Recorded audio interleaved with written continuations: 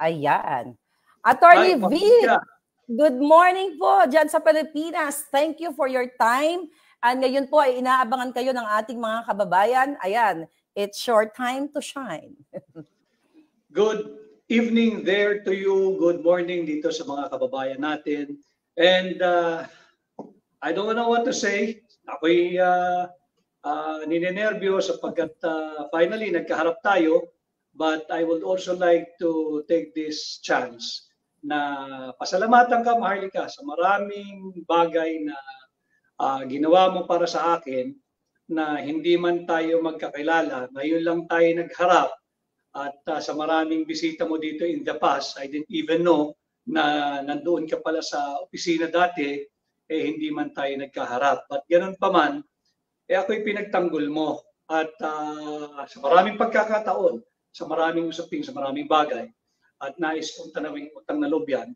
Maraming salamat at sa iyong may pagkakaroon ng totoo at ginito ang puso.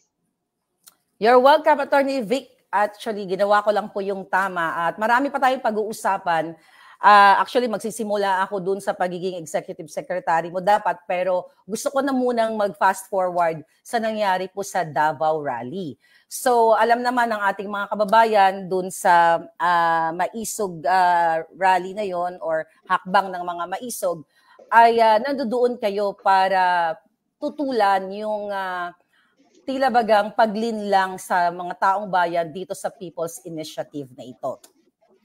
Unang-una po, ano ba dapat talaga ang ginawa ng ating mga lingkod bayan, ng mga taong gobyerno, yung approach dito sa People's Initiative na to o yung pagbabago ng ating batas o ng ating konstitusyon o yung charter change?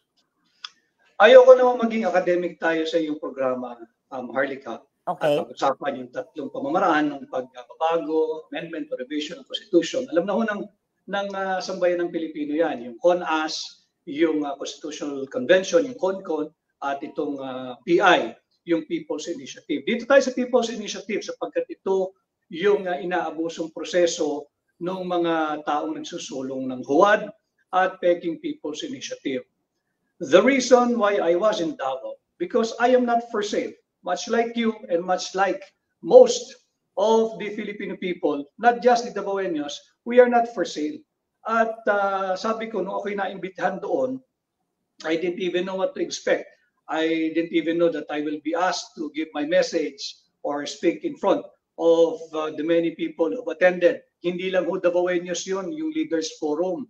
Yung po ay iba't ibang leaders na nagmula sa iba't ibang panig ng ating bansa. Kaya tayo nagre-react sapagkat ang kaluluwa o ang soul of our nation is the Constitution. If you tinker with the Constitution at linalapastangan nyo ng harapan at binibigyan nyo kami ng bastardong People's Initiative, hindi tayo dapat bastang manahimik. Labanan natin dahil ang layunin lang naman nila hindi mapabuti ang kalagayang ekonomiya at ang buhay ng mga Pilipino. Ang layunin nila ay mapanatili ang kanilang sarili sa kapangyarihan at patuloy nilang lustayin ang kaban ng bansa. Hindi isa ako sa maraming Pilipino. Alam kong marami nang nagising. Huwag tayong pumayag sapagkat yun nga, lantaran yung paglalapastangan at talagang binibigyan nyo kami ng bastardong People's Initiative. Maganda yung People's Initiative, Maharlika. Pagbukas mo pa lamang ng ating saligang batas, Article 2, Section 1, nariyan, dinescribe ano ba ang Pilipinas. The Philippines is a democratic and republican state. Yung pangalawang sentence doon, malinaw, sovereignty resides in the people. Tayo po yun, sambayan ng Pilipino. And all government authority emanates from them, from us. Bakit ba naman sinasaksak nyo sa aming laman-lamunan yung inyong bastardo at peking People's Initiative? Doon tayo umaalma dahil nakausap ko nga yung aking mga kaibigang abogado rin, iba retired judges, justices. Sabi ko, alam ninyo, kung ang tayong mga abogado ay hindi makikialam, siguro isoli na lang natin yung ating lisensya sa Korte Suprema at hayaan na lang natin yung paglapastangan sa saligang batas na kung saan nanumparing kami rin bago kami naging abogado nanumparing kami na aming ipagtatanggol ang saligang batas at kami tutupad sa mga alintuntuning nakasaad dito. Yeah. So, Attorney Vic, for sure aware po kayo dun sa in-expose din actually ni Senator Amy, the presidential sister, na ang Speaker of the House ay nagbigay o nangmudmod ng 20 million sa bawat mga kongresista na nagsusulong nitong People's Initiative na ito. Ano pong masasabi niyo doon? Yun, ang matindi yung revelation na yun ni Senator Amy at siya very, very positive na may mga nag-report nga sa kanya. Ang akin naman, ang nagsusumbong sa akin, yung iba't ibang mga taong nakasalamuha ko nga nung huling halalan, napunta ako nasa iba't ibang probinsya, iba't ibang munisipyo, nagsasabi na sila'y binabayaran, may 100, may 500, kung saan-saan lugar. Anong gagawin namin? Ako, sige, kunin nyo. Pero huwag kayong pipirma. Hindi ba? Dahil yung perang yan, galing din naman sa kaban ng bansa yan. Kung binibigay sa inyo, kunin nyo. Pero huwag niyo isusuko yung inyong kasarinlan at yung pagiging yung dignidad ninyo bilang tao. And not just the enablers, maraming enablers tong peke o huwad na People's Initiative. Hindi lang yung mga kongreso o yung mga miyembro ng LGU na nagtutulak dito. Meron ding isa, yung Commission on Election. Kahapon ay nagpahayag sila at nabasa ko sa pahayagan ngayon na they are putting on hold indefinitely yung pagproseso ng mga pirmang sumasampa sa kanila. Wag po tayo magpapalit lang diyan sa pahayag na yan ng chairman ng COMELEC na akin rin naman nakasama dati si Chairman George Garcia.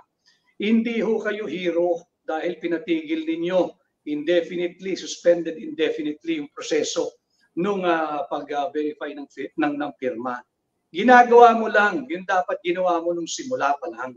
Sapagkat Maharlika, 1997 case nung kay dating Senador Miriam Defensor Santiago, umabot yung unang kaso ng People's Initiative.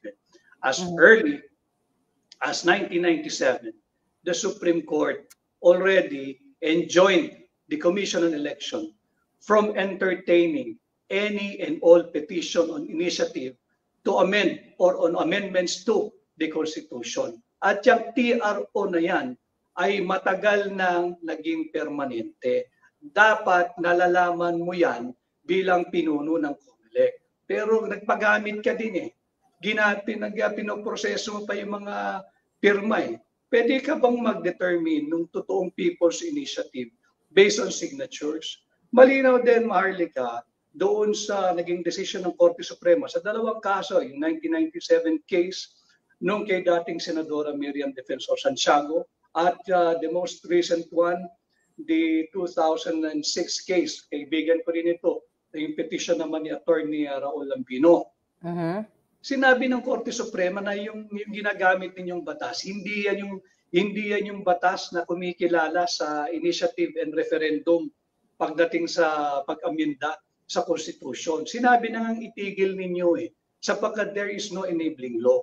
Ginagawa pa rin ninyo at marami silang dapat ipaliwanag, pati yung Commission on Election, yung 70 billion insertion na kanilang natanggap ngayon 2024 budget. Saan nila gagamitin yung 70 billion? Para daw sa plebisito. Imagine ninyo mga kababayan, hindi pa tumatakbo yung proseso ng initiative, may pondo na para sa plebisito. Sabi ko nga sa panayam sa akin kahapon, kumbaga sa criminal case, itong ginagawa nila premeditated. Talagang aggravating, talagang winawalang hiya tayo at hindi tayo dapat pumayag. So, Attorney Vic, let's say, I believe may hearing ngayon dyan sa Senado patungkol dito sa pag-bribe ng 20 million sa mga kongresista. Fast forward, let's say for example, later on, talagang mapatunayan itong Office of the Speaker, Speaker Romualdez and the rest of the congressmen. Ano ba dapat sa batas ang ipapataw na parusa sa mga ganitong klaseng practice? Depende kung ano yung mga elemento ng krimen na mapapatunayan. But definitely, ito ay paggalaw na naman, paglustay sa pera ng kaban ng bansa. At yun nga din yung linalabanan natin doon sa Davao, kaya tayo nagsama-sama. We are asking for transparency. Paano nyo maginagasta ang pera ng sambayan ng Pilipino? Utang tayo ng utang. Sabi nyo wala tayong pera. pero meron tayong higit na 700 billion pesos unprogrammed funds itong 2024 budget. Ikala ko wala tayong pera. Bakit meron tayong unprogrammed? Pag unprogrammed, subject sa ano lang yan sa kapritsyo at kung ano man ang maisipan ng mga tinatawag nating dapat steward or taga-protekta ng ating kaban. Yeah. So, Attorney, nung nandoon po kayo doon sa Davao, ano po yung feeling ninyo doon sa mga taong nandoon na sumuporta doon sa event na yon? May nakita ba kayong nagkabayaran, di ba, compare doon sa kick-off rally? So ano yung yung excitement ng mga tao? Well, natuwa ako sapagkat alam mo yung sinasabi mo sa mga vlogs mo na talagang merong parang dark clouds hovering above us here in the Philippines dahil nga natatakot. Pero nung nandoon ako, naramdaman ko na hindi takot ang Pilipino. Nag-aantay lang ito, alam mo talagang matiisin ng Pilipino Minsan to a fault. Masyado tayong matiisin na hanggat kaya, sige lang. Pansinin, hayaan mo lang, pagpasensyahan mo rin. At kaya lang, they have pushed the envelope too far na naantig na ang Pilipino na teka muna, linalapastangan nyo na kaming harap-harapan. Ngayon naman gusto niyo yung saligang batas. At alam naman ang layunin, huwag na tayo magpaikot-ikot pa. Ang layunin mapanatili ang kanilang sarili sa gobyerno, sa kapangyarihan, sa pamahalaan. Buti sana kung magaganda yung ginagawa Hindi. Di ba? Kaya tayo nag-react and naramdaman ko yung authenticity of those who have attended that leaders forum in Davao. And they're not just Davaoenos. These are all leaders coming from different parts of the country. And I had the privilege to speak rather mahaba-habang usapan kami ni Secretary to the Cabinet, si Manong Jun Basco, who invited me to the event. Dahil matagal na kaming magkakilala at magkaibigan ni Manong Jun. Even during the time of PRRD presidency, magkaibigan kami, nag-uusap kami, but I never asked for anything, not even a position. At mahaba kami nag-usap. At ang isa nga sa nabanggit niya, ang way forward, iikot tayo sa buong bansa at gagawin natin yung leaders forum na yan pag hindi nila tinigil itong kabulaanan at itong huwad na People's Initiative. So, na-shock po ba kayo doon sa mga statement, particularly kay Mayor Baste Duterte, na pinagre-resign niya ang Bongbong Marcos? I was there as a Filipino citizen, exercising my right to speak freely. Ganon din si Mayor Baste. Yung sinabi niya, alam mo, huwag tayong magpadala doon sa mga the usual, yung mga trolls. Oh, by the way, uulanin tayo, maharlika ng trolls dito sa inyong vlog. Good morning sa inyong lahat and welcome to Boljak TV. At narito na ho, magkaharap kami ni Maharlika and feel free to comment. You're welcome. Anyway, yung pahayag niya, kung titingnan mo, para sa akin, galing sa puso talaga naman. At yun across the board niyang mensahe. Natuon lang kay Pangulong Marcos. Ang sinabi niya napakaganda nga. Kung wala ng pagmamahal at aspiration, ang isang leader, take away the personality, ang isang leader sa kanyang pinamumunuan, sa kanyang dapat pinaglilingkuran, the honorable thing to do is to resign. And that applies to him as well, to Mayor Baste. And I think alam din niya yun. Pag wala na siyang puso at pagmamahal at aspiration para sa mamamayan ng Davao City, I think yun din ang gagawin niya, mag-resign na lang ako. At yun din ang naging panawagan niya. Kaya I don't find it disrespectful. In fact, I find it very authentic at sinasabi lang niya yung nararamdaman at nasa puso nung higit na nakararaming Pilipino na kinokontra ngayon nung mga nasa pwesto dahil nga siyempre yung kanilang naman lip service lang Yeah. Ay, nabastos mo si Pangulo, etc. Dahil siyempre, gusto mo pang mapanatili kung ano man ang posisyon mo sa pamahalaan. Doon naman po sa statement ni, yun ang hanggang ngayon hindi ako makamove on doon sa statement ng dating Pangulong Duterte, yung revelasyon niya actually ng si Bongbong Marcos ay nasa listahan nga ng narco list. So, nung narinig niyo po yun, ano yung unang pumasok sa isip niyo at ano yung naramdaman niyo? Actually, wala na ako doon nung nagtalumpati si Pangulong Duterte because I have a plane to catch sa Manila at Okay. kumbaga last call namin is 8 p.m. Otherwise, magiging parang kaming chance flight or chance passenger. Hindi alam kung makaka-uwi at kung anong oras. So, nasa aeroplano lang kami. Davao is like 2 hours and 15 kami yung aming lipad. Pag landing na lang namin, doon ko na lang nakita yung mensahe nga ni Pangulong Duterte at it's all over the social media. And sinabi naman niya, he laid down the basis for his statement that he was shown a report. And that report was shown to him, I think, during his presidency. And lagi ko ang sinasabi, alam mo, pag Pangulo ka, hindi pwedeng wala kang nalalaman eh. Dahil lahat ng impormasyon papasok sa iyo. And kung yun ang naging basihan niya, ng kanyang pahayag na yun, rinerespeto natin yun. Dahil sinabi niya, pinakita sa kanya, basa niya mismo at nakita niya. But outside of that, I don't think I have any competence to comment on it. So, bilang kaibigan po ni BBM, for 6 years, ipinagtanggol niyo siya. Kayo talaga tagapagtanggol, kayo yung visible eh. May mga pagkakataon po ba na narinig nyo lang sa mga tao na nakapaligid sa inyo na itong dati nyong sinuportahan ay gumagamit nitong pinagbabawal na gamot? Narinig nyo ba, kahit yung usap-usapan lang sa mga gilid? Kung narinig, Maharlika, I don't think ako lang kung nakarinig. In fact, that is also one of the rallying point nung aming nakatunggali noong 2022, hindi ba? Lahat ng malisyosong balita patungkol sa bagay na yan, inilabas nila eh. But I am also a part of yung nagpaliwanag dahil nga meron kaming ipinakita noon na negative result nung siya ay nagpa-test diyan sa drug use.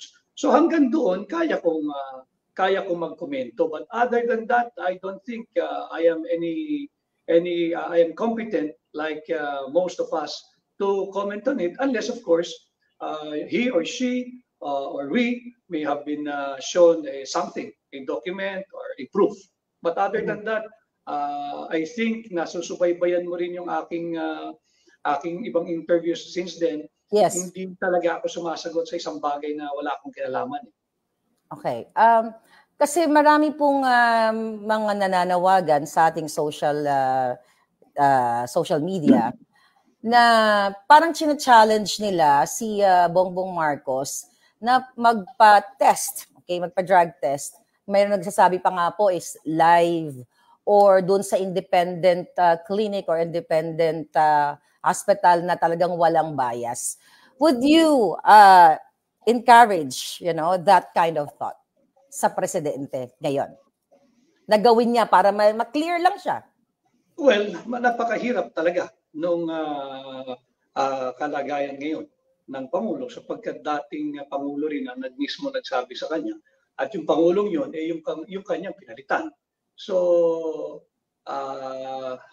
well, wala na ako doon, Maharlika. So parang mahirap namang pag-isipan ko pa kung paano niya dapat hinaharap yun. Hindi ba? So siguro kung nandun ako, I'll think of a way on how to best address the issue. But since I'm out of it, ay mahirap naman na i-burden ko pa yung sarili ko sa isang bagay na baka sabihin assuming pa tayo. Yeah. Pero kung kayo po, let's say for example, may nagcha-challenge sa inyo na magpa-test ka kasi lahat ng klaseng test gagawin ko. Kunyari, inakusahan mo ko. Ako pa kita, sabay tayo. Basta ko anong test ko, test mo ha. Yes. I love that. Sabay tayo, hindi pwede. Hahawakan pa kita sa kamay, halika dito tayo sa next laboratory. Tapos na doon tayo sa next. Para talagang transparent. Wow, that's a good answer. Thank you for that, Attorney Vic. So, habang kayo ay nasa Davao, ay mayroon ding kick-off rally nga. Actually, talagang laman po ito ng vlog ko at pinakalat ko na rin yung mga information na pinapaabot sa atin ng mga government employees, different sectors po yan, na ang term ko nga po dyan na ginamit ay finorced ang mga government employees para padalhan ng internal memo para umattend po doon sa kick-off rally na yon. So kung kayo pa rin ang executive secretary ni Bongbong Marcos, papayagan mo ba siyang gawin yon? Na mag-release ng internal memo para lang may umattend doon o may mga attendees doon sa kick-off rally nila? Unang-una, hindi. Dahil uncalled for. It's the first time that I have seen and heard of just to ensure maximum attendance to a government-led rally, naging whole of nation approach. Hindi ba? Ang whole of nation approach dapat in combating inflation, in combating smuggling, in combating graft and corruption, in combating the problems on drugs, in combating smuggling. Pero para lang mag-rally tayo, para lang masabi ni maraming tao, a whole of nation, magbibigay ka ng assistance ng IELTS, magbibigay ka ng may libreng medical pa yata, di ba? May libreng transportation to and from, mabigat yun. Dahil siyempre napipilitan na lang, dami kong kaibigan sa gobyerno napipilitan na lamang dahil nga compliance at livelihood and their personal economy is on the line. Baka naman matanggal, masuspindi, meron pang earned leave credits Yung pumasok, yung nag-report nung Sunday, pumili ka kung anong araw mong gusto mag-leave ng Monday to Friday. In fact, I spoke with one of a ranking official of this administration now. Piniro ko nga, total, nandun ka naman ng linggo. Kako pare ang gawin mo, mag-leave ka ng February 8. Kasi February 9, holiday dito for Chinese New Year. Nakabakasyon ka ng mahaba-haba. Yun talagang happy, very long weekend. Tatawa na lang kami. But yun ang sitwasyon. Napipilitan sila, naobliga sila para lang nakakahinayang. Dahil alam naman natin lahat. Alam din nila yan. Pagpapalit lang ng logo yan Yun nga po. Doon sa kick, kasi nakamonitor po ako Davao and Quirino Grandstand. So, yun nakita ko more on talagang mga performers, parang variety show actually. So, ang tema kasi, based doon sa pinakalat ng presidential communications, yung pinapatid nila, yun daw po ay usapin doon sa kick-off rally nila para pag-usapan ang economic progress o paano din maiparamdam sa taong bayan na ang gobyerno ay may bagong Pilipinas. Kumbaga, parang ang sinasabi nila, ang pamunuan ni Bongbong Marcos ay talagang bagong Pilipinas na. So gusto nilang masama yung taong bayan na inimbita nila doon na maramdaman yung bagong Pilipinas. So kayo dyan po sa Pilipinas, meron ba talagang bagong Pilipinas? Wala, bago yung logo. Logo. Yung logo lang ang nagbago. Yung slogan lang ang nagbago. Hindi naman tayo killjoy. Of course, gusto natin na mabago ang Pilipinas. Kaya nga kami nangampanya ng mahigpit Kaya nga kami nagtrabaho ng todo Dahil umaasa kami na talagang pagbigyan at pinagpala ng mabigyan ng mandato, gagawa kami ng tama at gagawin namin ng matiwasay yung aming trabaho. Yun talaga, I was full of hope nung aming ginagawa yung campaign at nung kami umiikot. At ganun din nung mga unang araw ng administrasyon. Pero kung sasabihin may bago, walang na bago. Just tingnan mo, magmaneho ka araw-araw sa EDSA. Hindi nagbabago traffic lalong bumibigat. Hindi rin naman kasalanan ng kasalukuyang administrasyon o kasalanan ng iisang administrasyon. Mahabang proseso, maraming taong problema ito at maraming taon din dapat solbahin. Pero hindi nga na-actionan Na in fact, may isa pang report na international report na napulaan ng Pilipinas na pinaka-traffic daw na metropolitan city at nag-react naman yung mga kinaukulan na hindi raw totoo. Kinakailangan para maging effective ka and efficient sa pag-solve ng problema, magkaroon ka naman ng humility at acceptance. Tanungin mo na lang yung araw-araw nagko-commute. Hindi ba? Ang EDSA, yung dulot-dulo niya, ilang kilometro lang. But for you to navigate it from end to end, you need at least 1.5 to 2 hours kung ikay nasa sasakyan. Yeah. So, ako po kasi ang dami ko din syempre na tatanggap ng mga mensahe na ang purpose talaga, ayon sa aking puting ahas, yung kick-off rally na yon ay para ipakita sa mamamayang Pilipino na popular o malakas pa si Bongbong Marcos at yun nga naganap na kick-off rally ay parang pangangampanya. Ano po ang take nyo doon sa mga nagsasabing ganon? Well, parang ganun ang lumabas. Kaya lang yun nga, parang ill-advised din naman na gawin yon dahil hindi naman na siya kakandidato eh. Yun. At malinaw sa amin yon na kapag siya ay napagbigyan at pagkatiwalaan ng tao, 6 na taon lang to, ibuhos natin lahat ng ating oras, galing, talino, pasensya, at yung talagang drive na para pagbaba natin after 6 years, higit mas marami ang ating kaibigan at magsasabi na hindi kami nagkamali sa pagtulong, pagsuporta at pagboboto sa inyo. That was the thrust then. That's how we view things back then. And I held on to it. And that was my standard nung ako ay napagbigyan na maglingkod sa pamahalaan. Paano po ba kayo nagkakilala ni BBM? Nagkakilala kami during the VP campaign. And my group, yeah, okay. where I'm the president, the Quezon City Trial Lawyers League, openly supported him. And then yun nga, pati iba kong mga kliyente na naging kaibigan din niya, tumulong din sa kanya. But unfortunately, iba yung naging outcome. At siguro, for whatever reason, napagkatiwalaan naman ako na tumulong din sa kanyang election protest. Yun, nagtuloy-tuloy na nga. Hanggang sa nagpaplano na kami na kakandidato sa bilang Pangulo noong 2022. So, Attorney Vic, syempre controversial talaga yung nangyari sa inyo nung kayo pa ay executive secretary.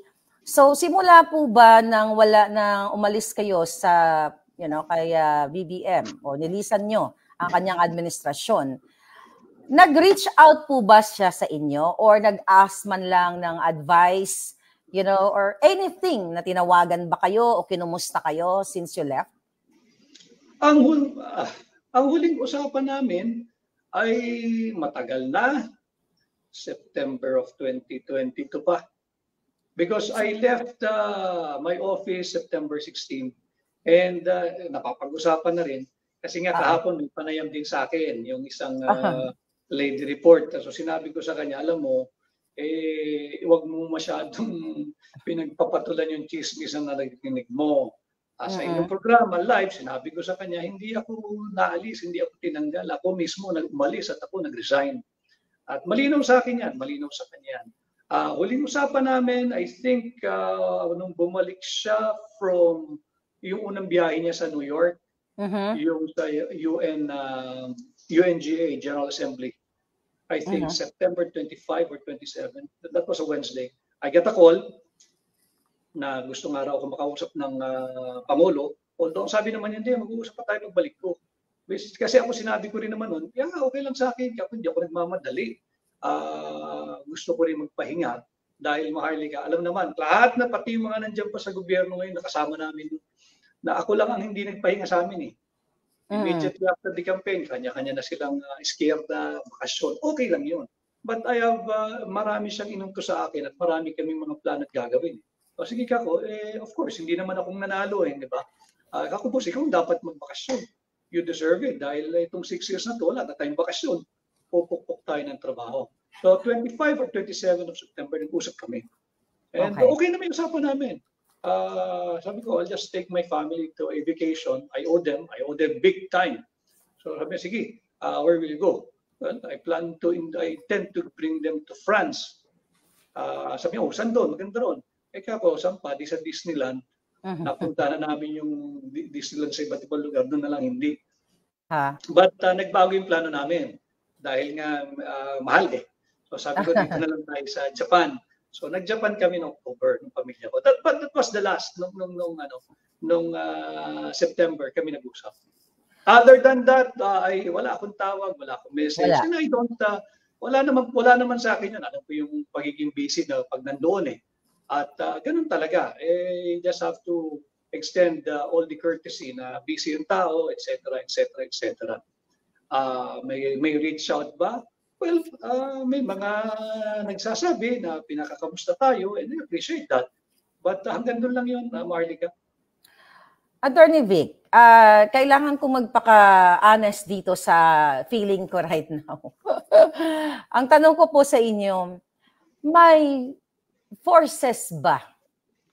May mga forces sa paligid ni Bongbong Marcos na somehow siguro ginigipit kayo or nakikitaan mo ng hindi maganda o negatibo. Kaya po ba kayo nagdesisyon sa inyong sarili para lisanin ang kanyang administrasyon? Okay.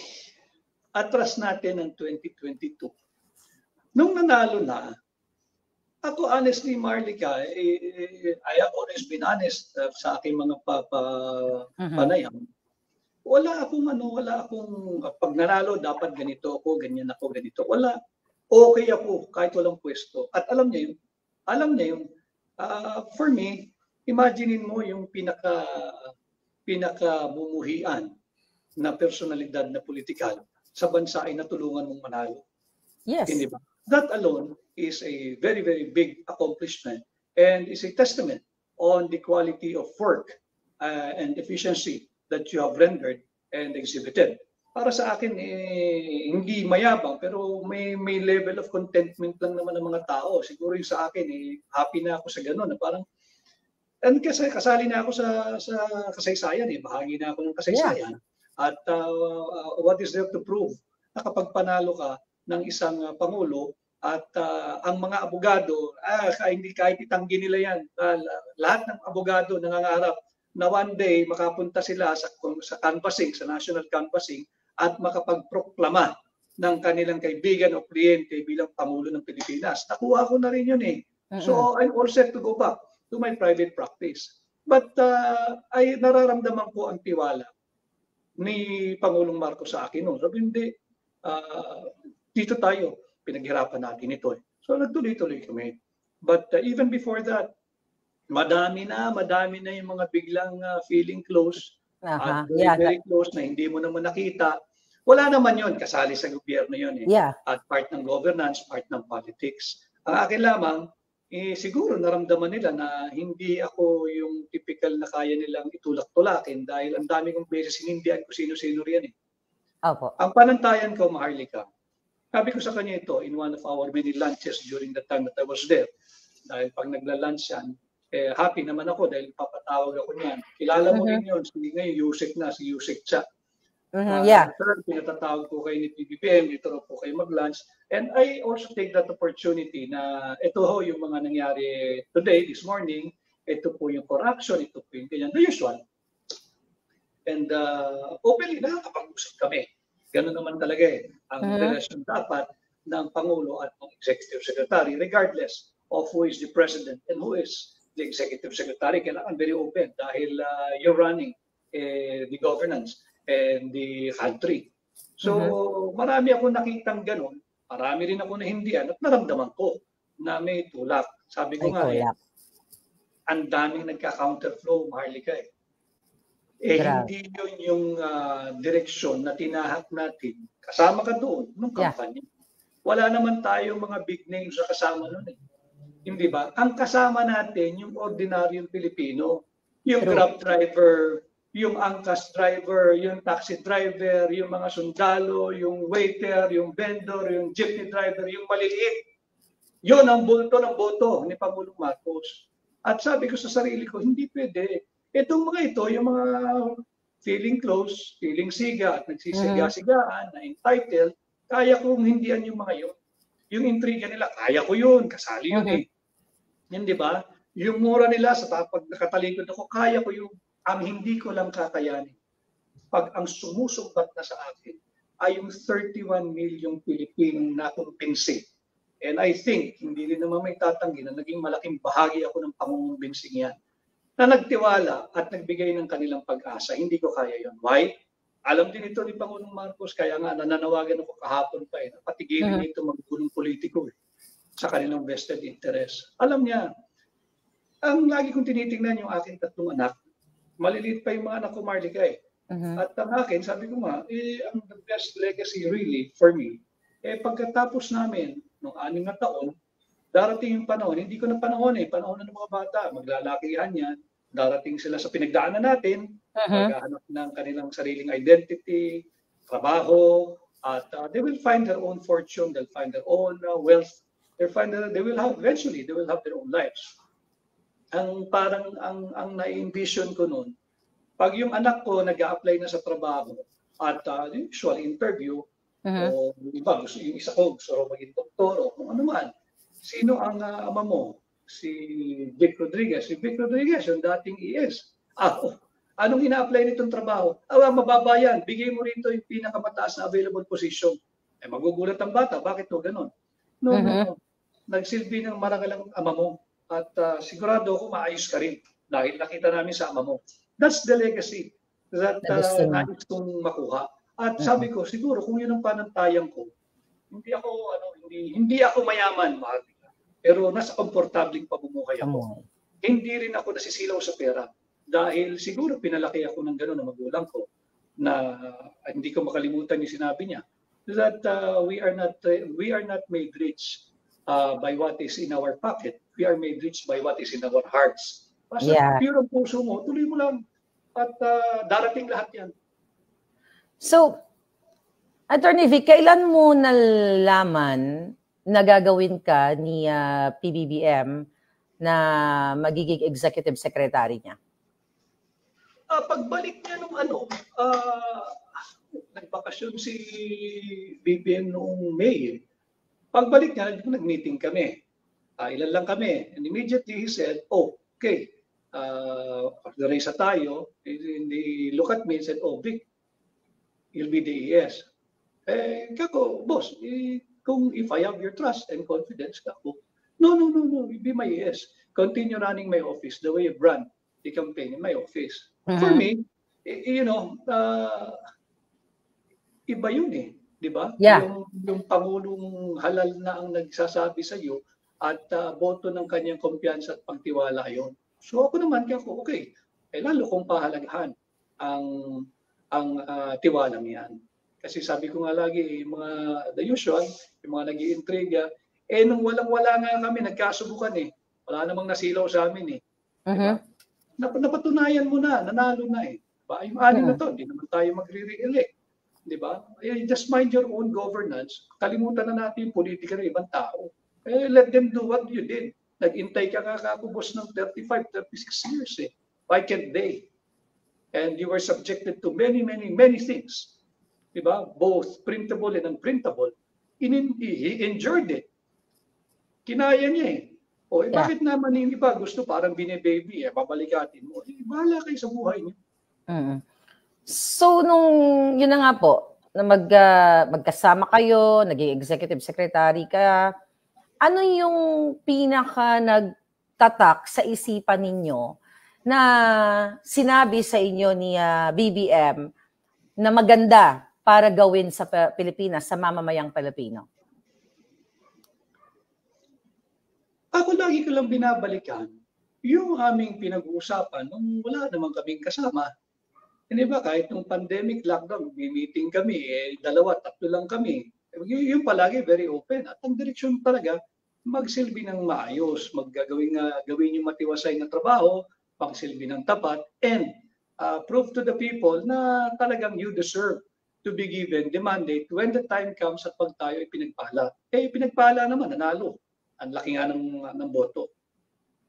So nabanggit niyo po ay sa mga interviews ninyo na kailangan lang mag-step up or mag-step in ni BBM para maisakatuparan niya yung ipinangako niya sa bayan. Tama po ba yung statement niyo yon? Tama yun, Marlica. Dahil nga sabi ko, nung nanalo na at overwhelming naman yung boto, essentially, siya rin naman nagsasabi nito sa akin, essentially, it's like we're given a clean sheet for me to write my presidency. Tama yun. Binigyan ka ng blankong papel, gawin mo yung pagiging Pangulo. Pero it's a license to do what is right, not to tolerate, not to push for sa tingin mong alanganin at hindi pabor doon sa kinabukasan at kapakanan ng Pilipino. So by saying that, ang pagkakaintindi ko, nung narinig ko po yun, so mayroong ibang nag-govern sa ating bayan. So kung hindi siya, kung nananawagan kayo at ako din at marami pang iba na kailangan niya mag-step in, 'di ba? At si presidential sister at sinabi din niya dun sa kanyang GIL prayer na haplusin sana ng Panginoon ang kanyang kapatid, para manindigan o mamuno. So ang ibig sabihin po niyan ay may ibang hindi siya talaga ang nagdedesisyon. Pagka Pangulo ka, maraming groupings yan. Normal yon sa isang governance. Marami ka rin dapat sinasangguni at okay din yon para walang dominant block or dominant faction na papalibutan ka kung ano lang gusto ito, yun ang susulong. Dapat talaga marami kang kinukonsulta. But yung sinabi ko nga, and I will affirm it, na matatigil lahat ito kung makikialam ang Pangulo. Okay. If he will be assertive, and assert niya, presidente ako tumigil kayo, hindi yan ang kailangan, at hindi kayong binoto ng sambayan ng Pilipino. If I were him, ganun dapat. Ako binoto ng taong bayan, magsitigil kayo, wala akong pakialam sa interes niyo, ako nasisira Hindi ba? Ang aking commitment sa tao ay ito. Walang pinagkaiba yan nung kanyang pinirmahan yung kanyang election protest noong 2016. He took it to mean, when he signed the paper, the election protest, he took it to mean that he is signing a social pact, a social commitment with the Filipino people. Ganon din yung presidency. Nung siya ay nanalo naproklama ng Kongreso, at higit sa lahat ay nanumpa, this is Bongbong Marcos presidency, not anybody else. Dapat mag-assert siya, he should step in, he should step up, at lagyan ng malinaw at klarong direksyon ang ating bansa. Noong September of 2022, yung time po na pabiyahe sila sa New York, yun yung time, 2022, may nakarating po sa akin impormasyon. Actually, ang isa sa mga nag-confirm nun ay dati rin isa rin sa mga appointees ni Marcos, na siya ay physical abuse ng kanyang asawa, which is si Liza Marcos. So ang tanong ko sa inyo, Attorney Vic, may pagkakataon po ba nung kayo ay nasa kanila pa, kasama kayo sa Malacanang, sa gobyerno, may pagkakataon po bang narinig niyo man lang na something verbal abuse or anything konting physical abuse galing sa kay Liza Marcos to BBM? Nakikita ko yung mga ibang comment na ako daw ay parang umiiwas, etc. Hindi naman, Marlica, kailangan lang siguro mapaunawa ko sa inyo na our relationship is special in a way na nandun ako sa loob So siguro kung inyong mamarapatin, hindi ko na lang para sagutin yung mga ganyang bagay at katanungan. I really hope. I understand that, Attorney Vic. I totally understand that. Yeah. So, move on na po ako sa susunod kong tanong. As his executive secretary, ano po ang nakita niyong napakalaking failure na ginawa ni Bongbong Marcos kung bakit naging ganito na ngayon ang sitwasyon? Pinabanggit ko kanina, he needs to be more assertive. At kinakailangan, isang presidente, siyang binoto, huwag siyang makikinig doon sa political interest ng ilang nakapaligid sa kanya. Dahil hindi binoto yun. And I have always been honest and candid with him. And I've told him this many times, that I have been honest with you, not just financially, not just intellectually, but even emotionally. Pagka may mga nangyayari, yung bakbakan noon na intriga, kami lang naman nag-uusap At lagi niya sinasabi sa akin, relax lang, huwag mo nang pansinin yung mga yan dahil marami ako mga importanteng pinagagawa sa iyo. I don't want you to be distracted. And I listen to him because ganun yung respetuhan namin. Kaya ngayon siguro, from the outside, wala naman ako sa posisyon magbigay ng payo, But bilang Pilipino, Mr. President, kayo ang binoto namin. Ako mismo bumoto sa iyo. Kinampanya namin, wag ho kayong makikinig dyan sa political interest ng iba. At umasa yung tao sa inyo, wag sana nating biguin dahil lamang sa personal at politikal, maari pinansyal na interes ng ilan na hindi naman naghirap ng kandidatura mo at hindi naman natin kasama nung walang gustong sumama sa atin nung madaling bahagi ng iyong buhay nung ikay lumalaban sa election protest. Nung in-appoint ni Bongbong Marcos ang kanyang sarili bilang Department of Agriculture Secretary, ano po kung nandoon po kayo ng mga moment na yon, ano po ba talaga ang napag-usapan or yung intention niya para sa DA? Ang intention niya talaga ayusin ang DA. And believing that it will be easier to dismantle the kalokohan, the groupings there, the smugglings, the smugglers, yung cartel doon, kapag ang mag-acting secretary ay ang Pangulo, dahil nga you have all the resources of the Office of the President coupled with the resources of the Department of Agriculture Secretary. At maganda naman, yung it's a noble intention actually. So mahusay, di ba? But of course, yun nga, yan ang nangyari. So, kung meron man po kayong pwedeng sabihin sa kanya, pamaliban dun sa mga nabanggit nyo na, para ma-repair, okay, itong mga problemang kinasasakdalan ng taong bayan, ano po yun, Attorney Vic? Balikan lang niya yung 31 million mandato niya. At ngayon, siyempre, mas marami na, 114 million na dahil ikaw na ang ama ng Republika ng Pilipinas. At yung amang salitang yan, mabigat yan. Ama, ikaw talagang tinitingala ng lahat. Ikaw, siya ang may mandato. Siya yung binoto. Huwag siyang makikinig doon sa interes ng ilan. Gawin lang niya yung ginagawa during the early formative days of his administration. He will never go wrong. Tanggalin lang yung interes na mapanatili sa pwesto. He will never go wrong. He was. And I'm still hopeful, but from where I sit now, I guess ganun ka rin. He was in the best position na ayusin ang bansa with that giant, humongous mandate. He was in the best position. But 1 year and a half into his administration, parang ang hirap mong habulin at i-repair yung 1.5 na nasayang. Bakit? Subukan na Ang dami mga kompromiso. Unlike noon, wala And wala naman siya talagang yung hawak sa leeg o pinagkakautangan ng utang na loob. Ang pinagkakautangan namin ng utang na loob noon ay yung bumoto, yung sambayan ng Pilipino.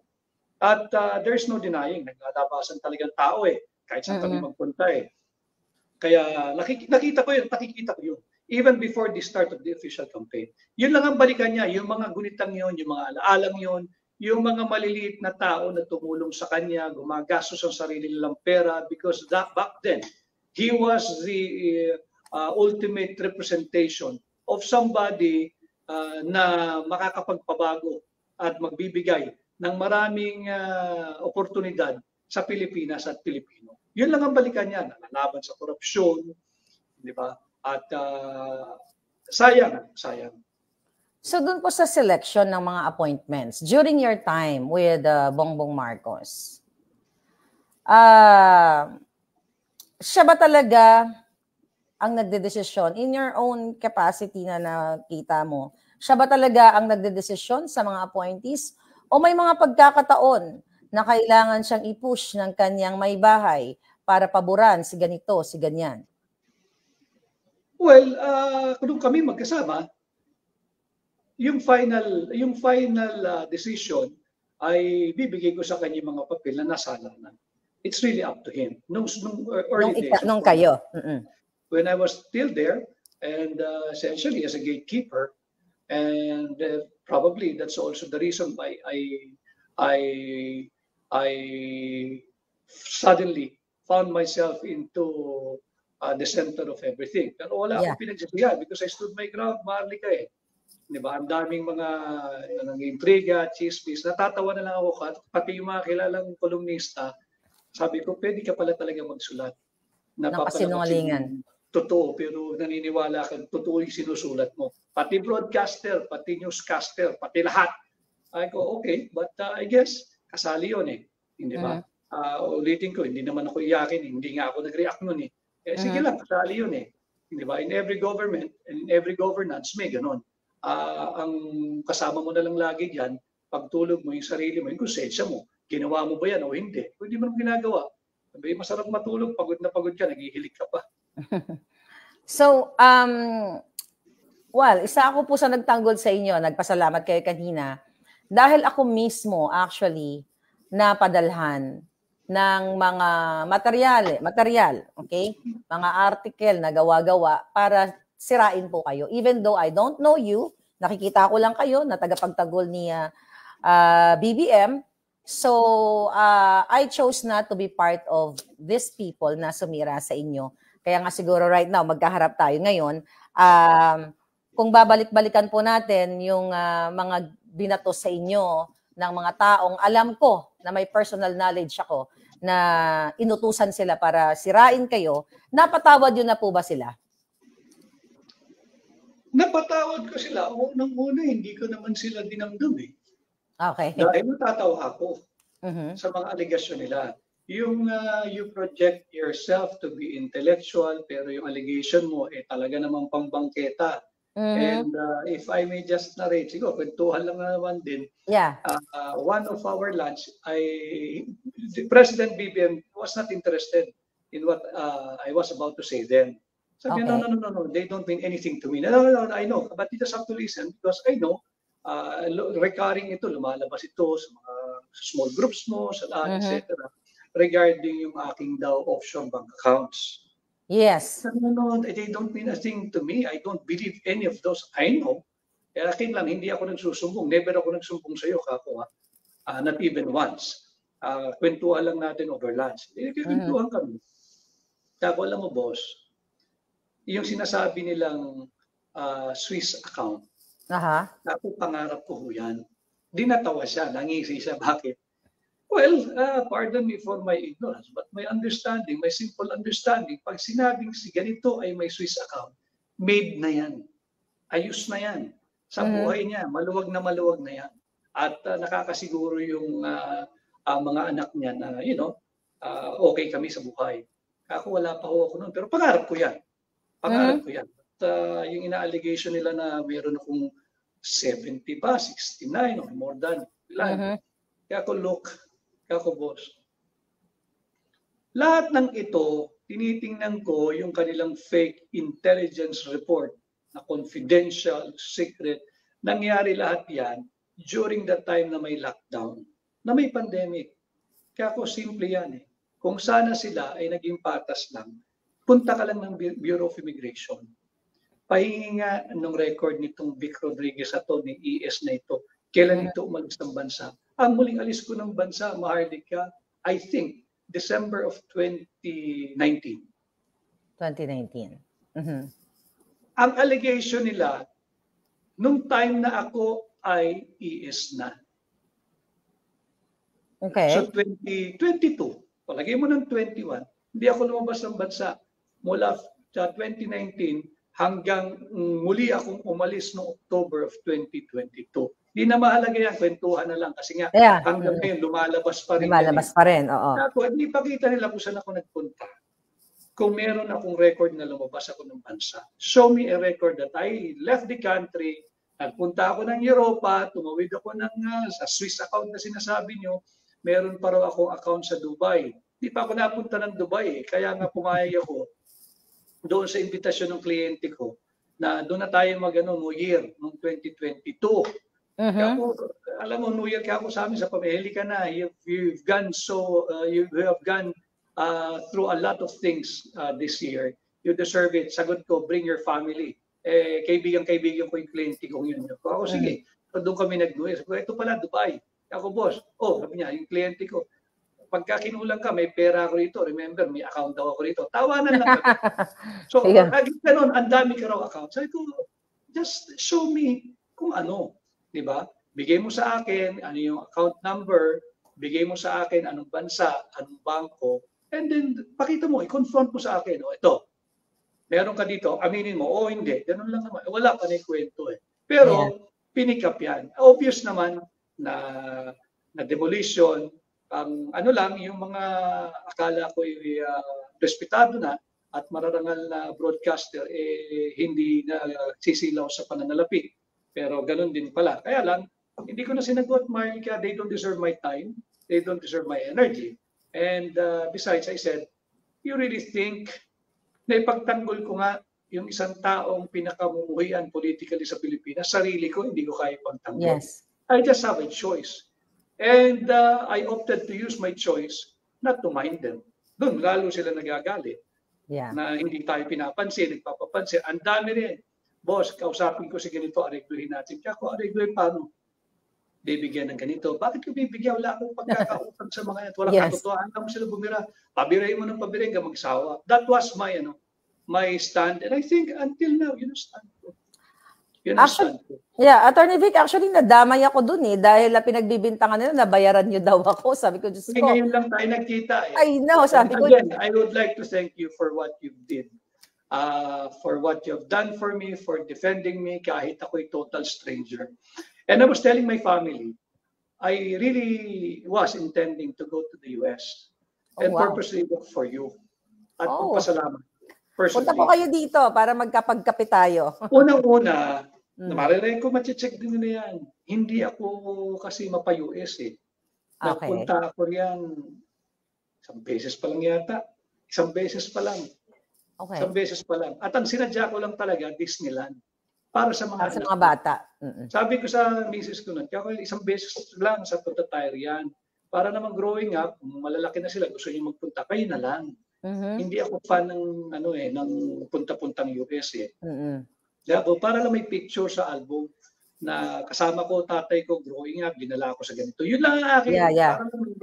Other than that, wala. Nakailang multiple visa na ako eh. Nung nag-renew nga ako nung uli, sabi nung nando sa embassy, nag-lapse itong visa mo, hindi mo ginamit. Why? Ikaw ako sa trabaho, sa schedule, etc. Okay, so you are renewing again. Yes. Why? I intend to bring my kids to the US at sa Disneyland. Okay, I will just mail you your passport. Ibig sabihin, okay na. Diba? Okay na. Pero hindi ko nagagamit. But naisip ko yun, pupunta ako dyan, na hanapin ka, magpasalamat. And, sure, you're welcome po. Yung malisyosong na magkakilala tayo, ako, paala sa akin. Punta pa ako Amerika, hanapin ko si Maharlika at pakita ko sa mga trolls, ito, pinuntahan ko, kasama na kami. Yes, and now, that's why I welcome them without even asking for your permission. I welcome them to your program. Itong Boljak TV, yung mga trolls. So, exciting yon. So, I'm looking forward to that, Attorney Vic. So, isa nga sa mga ibinato sa inyo ay yung conflict of interest na pag-a-appoint sa mga tao, sa isang tao na mayroong conflict of interest. Ang tanong, sa nakikita niyo po, after ninyong lisanin ang administrasyon ni BBM, kumusta naman po ang mga in-appoints? Mayroon ba kayong mga nakitang conflict of interest sa mga taong in-appoint ngayon? Okay, madami. Pero, paliwanag ko lang, I'll be very, very objective. Yung conflict of interest, pag mag-a-appoint ka sa isang departamento, dapat laman yung may kinalaman doon sa ahensya o departamentong pamumunuan niya. Diba? So, asan ang conflict of interest doon? Kaya meron tayong proseso sa ating batas na bago ka pumasok sa isang posisyon sa national government, kinakailangan mo na mag-divest ka ng iyong shareholdings, kung director ka, mag-divest ka, kung ikaw may-ari, mag-divest ka. We know that it's just happening sa papers. But sige lang, compliance, yun ang batas, hindi mag-divest ka. And then before you take your oath, before you take office, dapat hindi ka na related doon sa kumpanya na dati mong kinaaniban para mawala yung conflict of interest, para hindi ka na conflicted. Yun ang conflict of interest. And again, yung paliwanag ko kahapon, pag may problema ka halimbawa sa bahay, ang problema mo is something to do with electrical or your electricity, hindi ba may aayusin ka, may kukumpunahin, di naman pwedeng ipatawag mo yung mason o kaya yung tubero. Lalo tayo makukuryente niyan. Kukuha ka rin ng related field, electrician. Ganon din sa gobyerno. Otherwise, pagka yun ang ginawa mong job matching, obviously mismatch yun. Pag mismatch yun, maliligwak yung departamento. That's the conflict of interest. Yung binato nila sa akin.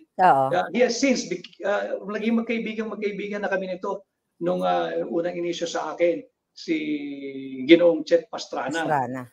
Parang nandoon siya sa Davao ka. Magkasama yata kayo sa Davao, right? Sinama ko siya sa Davao. Sabi ko, Lika, total, hindi na natin mapaghiwala yung ating pangalan, samahan mo ko. And well, he agreed. Yeah. Yung storya niyan, hindi kami magkaibigan yan, hindi kami magkakilala niyan. Nagkakilala kami yan 2021 sa headquarters. He was volunteering, natutulong, etc., etc. And he did. He helped the campaign, he helped the president immensely. And then yung kasinungalingan na yung asawa daw niya at asawa ko ay magkapatid. Kako total stranger yung asawa ko at asawa niya. Hindi magkamag-anak, maging malapit man o malayo. Kaya nung lalabasan niya, natatawa na lang ako. Grabe. Iyan ang governance. Na babakbakan ka ng babakbakan, pero wala hindi ako naapektuhan dahil hindi totoo. Ang layo ng kwento Malayo yung kwento. But now, if they ask me, yes, naging magkaibigan na kami and he is such a good friend of mine now. Yeah. At least maliwanag na po ngayon sa ating mga kababayan na hindi totoo. Yung ipinakalat noon na yung wife mo at yung wife ni Mr. Pastrana ay magkapatid o magkamag-anak.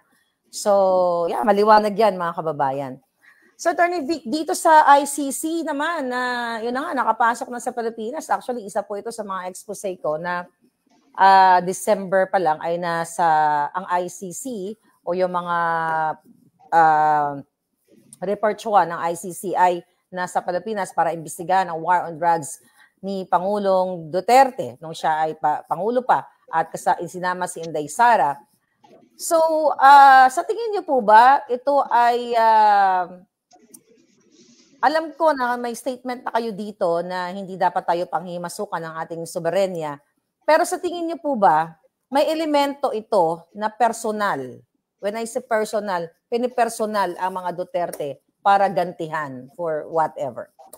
Again, I'm not defending, I'm no longer part of his team and I don't want to sound assuming or presumptuous, but I do not want to sound either that as if I'm volunteering to defend President Bongbong. I'm not defending him, I'm just stating a fact. Si President Bongbong Marcos, ayaw din naman dyan. At siya naninindigan, nung nandun pa ako, na ba't ICC? All the courts are functioning. In fact, ako nga, sabi ko, boss, kahit nga yung barangay justice system tumatakbo yung lupong tagapamayapa So lahat ng elemento ng working democracy at working criminal justice system nasa atin.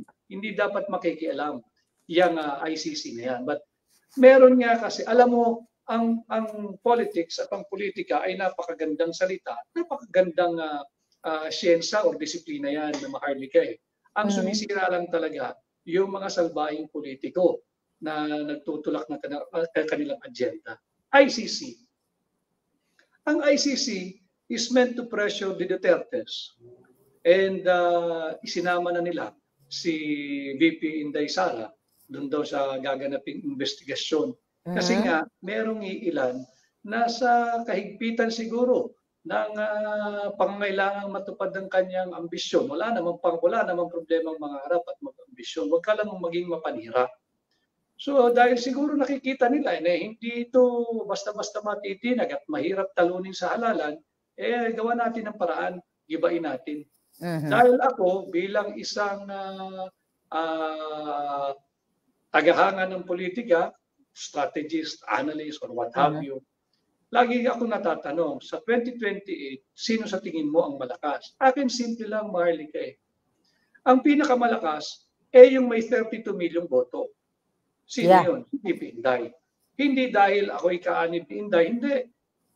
Common sense, sino ang pinakamalakas? Sa one-on-one na laban, sinong malakas? Di yung VP Inday Sara Duterte. Bakit? 32 million eh. In fact, sinabi ko pa nga, sa CAM 2028, si VP Inday, kumbaga mandatory defense title eh. Sa boxing ba? Kailangan mandatory defense title. If you're not going to fight this mandatory defense fight, title fight, you will lose your belt by default. And paano yun? Pagka sinabi hindi, ayoko naman talaga yun, hindi ako tatakbo. O, di doon lang siya matatalo. Pero kung sasabihin yung lalaban ako bilang Pangulo pagdating ng 2028, siya yung number one. Bakit? May proven track record siya, may 32 million yung tao. Ngayon, kung gusto mo maging Pangulo, dapat ang preparasyon mo, sabihin mo na bumaba ang magiging mas mababa yung base ni VP Inday. Lagay mo na, tapon mo na yung 12 million. Ang simula ng bilang niya, 20 million. Yung nangangarap na isa na pinipilit yung sarili niya, magkakano lang yung boto mo sa distrito mo, yun ang simula ng boto mo. Kasi sa 100,000 plus. Talaga namang hindi ka kaabot. Kung 100,000 plus ka nagsisimula, yung isa na sa 20 million na. Kaya nagkakaganyan. Kaya sinasabi ko, ang sumisira sa bansa yung politiko. Yeah. Attorney Vic, siguro naman aware ka sa nangyayaring kontrobersya din sa PCSO. Dito sa mga kaduda-dudang mga nanalo sa loto at inamin na rin mismo ng general manager na yung mga inire-release na mga pictures ng na nanalo daw ay mga edited pictures. Sabi ko nga dyan, it's hindi talaga tao yung tumatanggap ng cheque na yun. Sa isyong yan, at dun po sa mga pina-trending ko rin na greetings ng may bahay ni Bongbong Marcos, na binati niya ang general manager ng PCSO ng happy birthday at isa sa pinaka-nagtatak sa taong bayan, ang pinaka-last statement niya na sama-sama tayong babangon muli para maging milyonaryo, addressing to Mel Robles. Ano po nung narinig niyo yon at kasama mga kontrobersya, ano ang naiisip ninyo? Well, natama yung aking naging posisyon nung pangat na the position of PCSO GM should be given to somebody else. Mm-hmm. That was my position even before we entered Malacanang. That was my position when I was in Malacanang. At again, kagaya nga ng sinabi ko, kita ko mas malapot yung nagka-counterflow. Mas marami sila. So, yun yung nyo. Doon po sa biglang ko lang ng konting diin. So, bilang isang first lady, sa tingin mo ba yung message na yun? I know it's intended for the party, may nag-share lang sa atin. Tama bang bitawan ang mga salitang yun? Hi, Maharlika. No, for me, as a Filipino, I think siguro masasabi ko lang it's uncalled for. Yeah. It's inappropriate, especially at a time na ongoing yung investigation at gumugulong. Hindi ko alam kung natapos na o kung may resulta na, may findings na. But as a Filipino, it's uncalled for and it's inappropriate. Kung meron po kayong pinagsisihan, na maging part kayo nitong campaign ni Bongbong Marcos at maging executive secretary, ano po yun? Wala. Honestly, wala. Wala kayo. When we were together, when walang gustong magpa-picture man sa kanya, maganda yung aming pananaw. Maganda yung pananaw. And I'm saying this in all objectivity. Hindi yung mga sinasabi, umiiwas. Hindi. Ang problema kasi, ang dali magkomento kahit wala ka naman doon sa lugar ng pinangyarihan. Hindi ba? 5-5 komento pero hindi para patunan. Kaya ako sinasabi ito in all objectivity. Nung wala kaming kasama, maganda yung aming tatahakin na direksyon kapag ka pinagpala. And that's also the reason in 2019, hindi ko makalimutan. Siyempre, tao lang naman din si Pangulong Marcos, si PBBM noon. He was siguro contemplating on running And I was privileged enough na matawagan niya minsan, sabi niya, anong tingin mo? Ako naman, it's your political life and political career at stake. Sabi ko sa kanya, alam mo, boss, kahit anong posisyon takbo mo, mananalo ka. Kung senador, mananalo ka. Kung governor, easy. Congressman, easy. Gusto mo, mayor ka dyan, panalo ka. Yung senador lang ako, depende kung anong kampanyang gagawin natin. Kung tatargetin mo mag-number 1, pagpapawisan tayo ng malapot niyan. Pero kung gusto mo lang, nandyan ka, manalo ka dyan sa number 12. But ako, when you run this 2019 election, forget about 2022.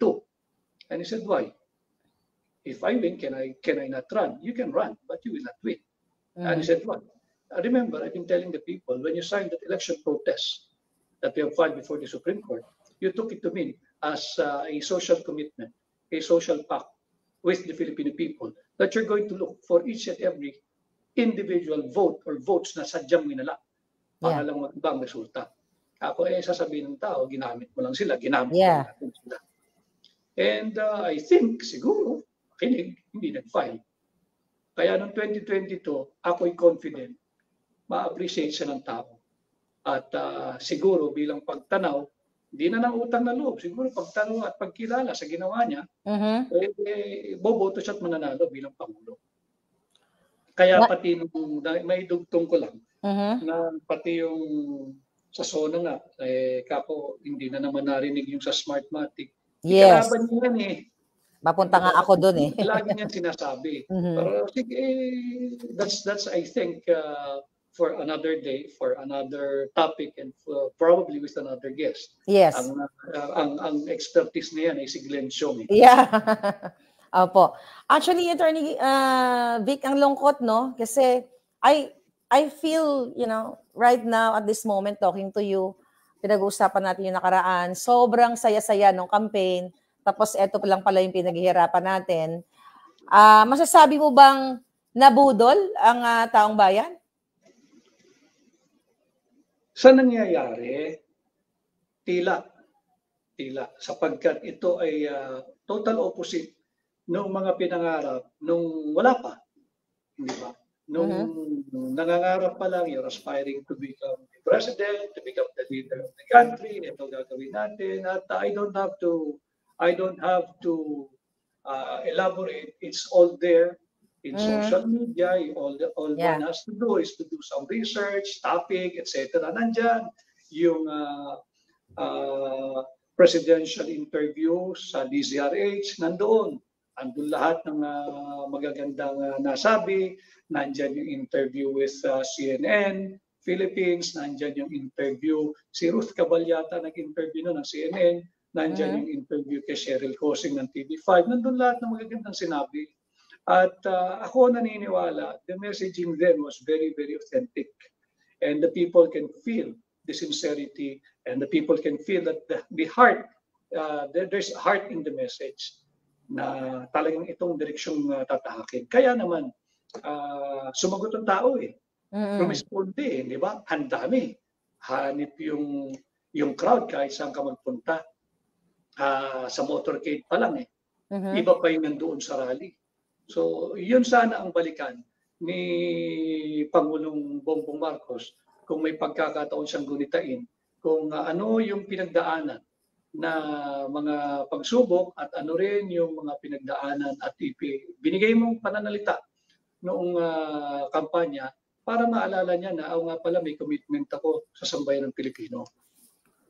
Attorney Vic, marami pa rin mga loyalista, mga leaders na for sure nagre-reach out sa inyo. Ano yung madalas nilang hinaing sa kasalukuyang nangyayari sa gobyerno? Hindi na sila kilala. At nawalan sila bigla ng access at parang nagamit lang at ginamit lang. Maraming ganon. Masakit man sa akin ikwento rito, but that's also the thing that bothers me every day. Nasa balikat ko eh. Kaya nga ako nasasaktan doon sa 31 million na I feel very responsible. Big part of it. Ako'y naniniwala, nakatulong ako mga umbinsi At magtiwala tayo dito at ito ang tamang kandidato dahil ito magtatrabaho ng tapat at matiwasay. Nakakalungkot dahil nga yung simpleng tulong hindi ako makapag-reciprocate na umasa sila dahil ako rin naman ang madalas sila nakakausap ng kampanya. I'm saying this, Maharlika, and to the Filipino people, not to make myself important, no. Ito'y kwentuhan lang, itong interview ito. At again, I owe it to you.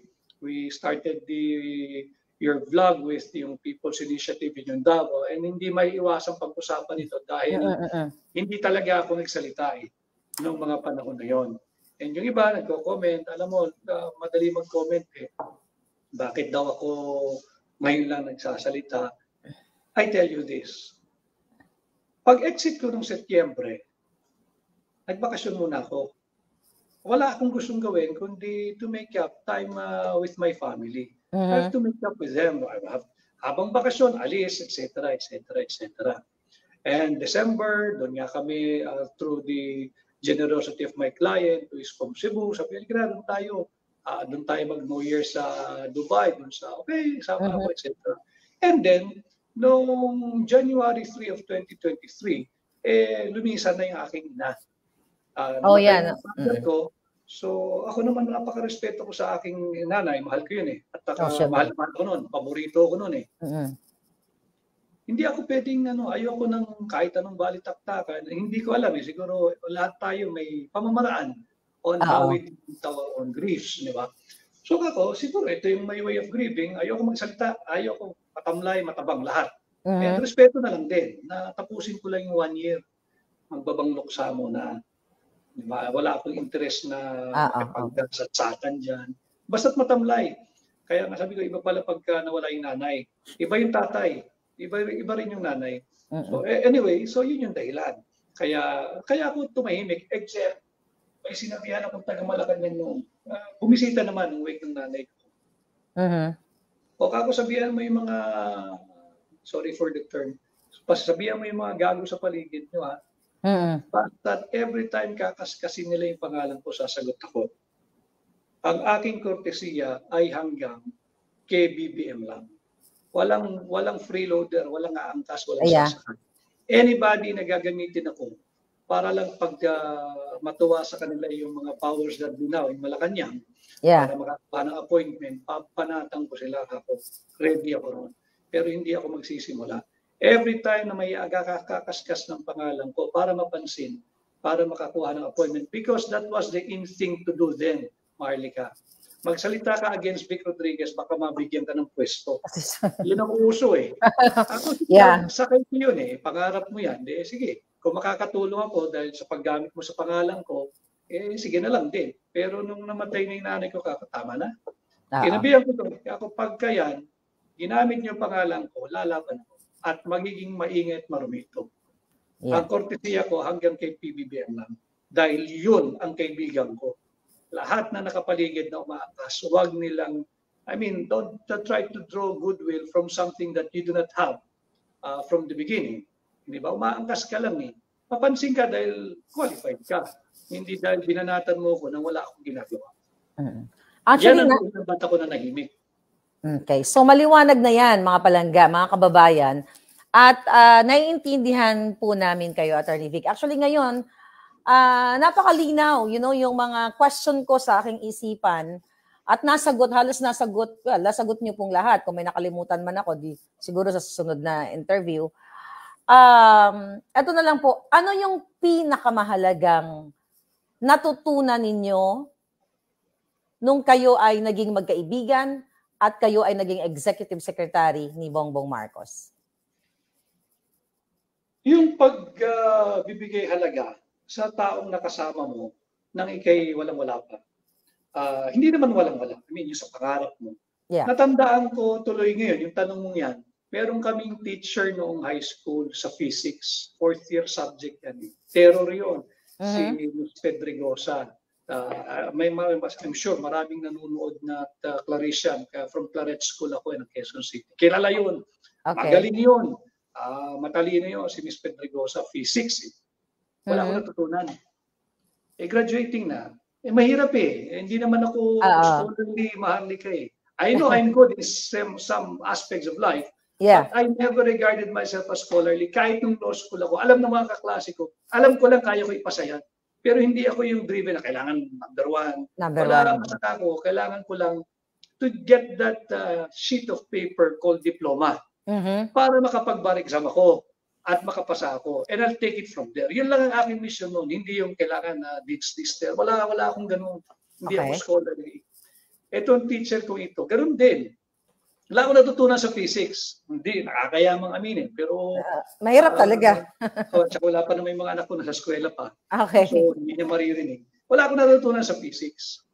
Pero nung isang bagay lang, kasi graduating kami, and parang motherly, ang lagi lang niya sinabi, natatandaan ko na hanggang ngayon natatandaan ko, be very, very nice and good to the people that you meet as you climb up the ladder of success. Because these are the very same people that you're going to meet when you go down. Wow. That's the best message actually from your teacher. Attorney Vic, message niyo sa ating mga kababayan na sumusuporta sa inyo at naniniwala sa inyong paninindigan. Kasama na po ako doon. Unang-una, maraming salamat sa iyo, Maharlika. And may gratitude hindi matatapos dito sa panayam na ito na long overdue dahil na ayoko lang naman sabihin na hindi naman ako maepal kahit nung campaign. Lumalabas lang ako pag kinakailangan ko sumagot. But anyway, maraming salamat sa iyo. Sa paniniwala mo, kahit hindi tayo magkakilala at ngayon, siguro pwede na tayong maging magkaibigan and to the whole of the Philippines and to the whole world. Yes. Kilala ko na ho si Maharlika. Ngayon ho kami nagkaharap. And gusto ko rin kitang maging kaibigan at siguro pagka sa ibang pagkakataon magkita tayo whether there or in other parts of the world na magtatugma ang ating schedule.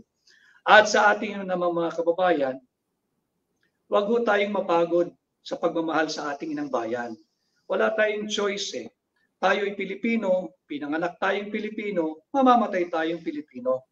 Kaya wag nating ibenta yung kinabukasan ng ating mga anak, ng ating pamilya, lalo pa ng mga darating pang kabataan. Dahil lang sa paninilaw ng ilang politiko na gustong sirain at guluhin ang ating bansa. And wag tayong papayag na lapastanganin at bigyan tayo ng bastardong People's Initiative. Ito po, uulitin ko, ito ay dahil sa kasakiman ng ilang politiko na manatili sa kapangyarihan. Lagi kong sinasabi, bukas naman ang ating demokrasya. Libre naman kamandidato bilang Pangulo sa susunod na halalan. Bakit hindi ka lumaban ng patas? Dahil ba alam mong wala kang pagkapanalo? Dahil wala kang pagkapanalo, guguluhin mo yung buong bansa dahil sa iyong sariling interes. Tayo ho ay huwag pumayag. Let us defend the Constitution. Let us protect the Constitution. Ayan. Maraming salamat, Attorney Vic. Gusto ko rin po kayo maging kaibigan. At least official na ngayon na magkakilala na po tayo. So looking forward po na makapagkape man lang tayo together with your friends and your family maybe later. So thank you so much and God bless you. Regards to your family, mag-ingat po kayo. Attorney Vic Rodriguez. Thank you. All right. So ayan mga palangga, grabe talagang naganap na ang aming paghaharap ni Attorney Vic. I hope namnamin nyo yung mga iniwan niyang mensahe sa atin at naliwanagan tayo sa mga tanong na ngayon lang naitanong sa kanya. So muli, this is your fair lady Maharlika. I'll see you later. Thank you.